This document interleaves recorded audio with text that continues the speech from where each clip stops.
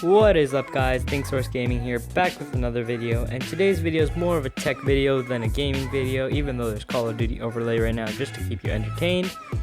So basically this video is going to be about WWDC 17, which is Apple's a way of introducing some new products and some firmware iOS. So yeah, let's get into this. So I don't want to make this video too long, so I'm only going to talk about the highlights. I'm not going to go in depth too much, but if you want, you can go on their website and most of the information is there in the keynote or on their separate pages. So let's start. So basically, guys, they released some new firmware called iOS 11, which is basically they're claiming to be their best firmware yet in the keynote, I think. So correct me if I'm wrong, but I think it said that. So iOS 11 is the cleanest, I think, well, by far the cleanest iOS or firmware they have made. It's like so cool what they did with the organizations of what customization you can do now. So I think you can get a beta of it, but otherwise you're gonna have to wait till the fall until that's released. So the next thing I want to talk about is older devices. So from the 5C and lower, you cannot get iOS 11. You're gonna be stuck on 10. I would know myself because I have an iPhone 5 right now, and I found a solution, I think, which might work, might not. So basically, I was thinking of trading in or selling my iPhone 5 and then using that money to get at least a 5S to use the newer firmware. Because if you don't trade in or sell right now, the value of the phone's gonna go lower, and they might not even support it anymore to trade in with Apple. So yeah, the value might go down because no one really wants an older phone, older firmware. It doesn't really make sense. Why not just get a new phone, new firmware, and then you can upgrade it after when they release a new one. So yeah, that's one thing you can do. You can sell it on like Kijiji and like stuff like eBay and stuff like that. So that's one tip. So if you're gonna get, if you want a new iPhone and want to get iOS 11.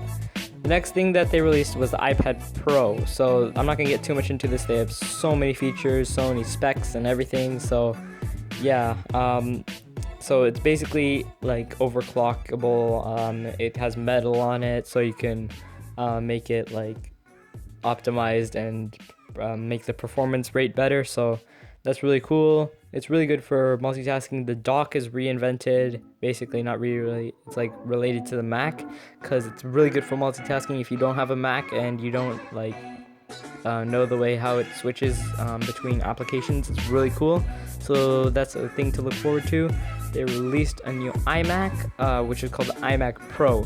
The iMac Pro is basically an iMac, but like it has 18 cores, I think, or some odd amount of cores. So you can check on their website under Mac and then iMac Pro. So yeah, they're gonna be shipping or whatever, letting you order those soon. Otherwise, you can pre-order now. I don't know. The iPad Pro is coming out. You can pre-order it right now, and it will be shipping to you next week, available to the public. Same thing.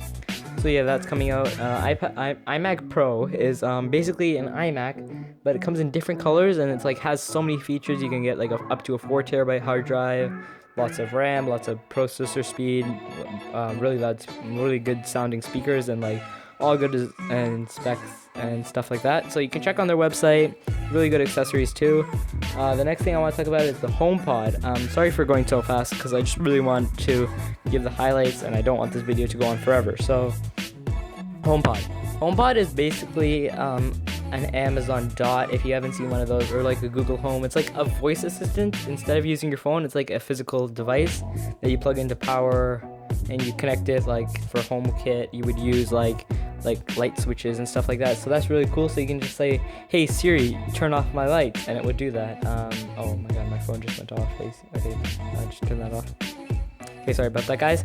So basically, HomePod is really cool because you can just get like all your controls. Like it hears you from a long distance, and you can play your music out of it. It has built-in speakers. It's really smart. Like, I mean, you can ask it for lots of things and it will dictate it back to you. And yeah, that's really cool. Lots of things have faster speeds now, and like, you know, it's like really cool. So let me know in the comments down below what the best part of WWDC 17 you think is the best, what things you want to come in the future, and like any other things that you liked about WWDC or improvements or whatever. Just let me know, because I like to hear this stuff. Maybe it would help me, like, you know, think about iOS or whatever, I don't know. So yeah, just comment that stuff down below, and I might reply to you if I have time, which I probably do. So yeah, also I want to apologize for not uploading talking about time, because I don't have that much time. I'm really busy around this time of the month, because yeah, so I'm sorry if I don't upload as much, because I'm busy, and I will try to get back on uploading daily as soon as possible. But please don't hate on me, because I don't upload as much. And this video has gone on for so long now.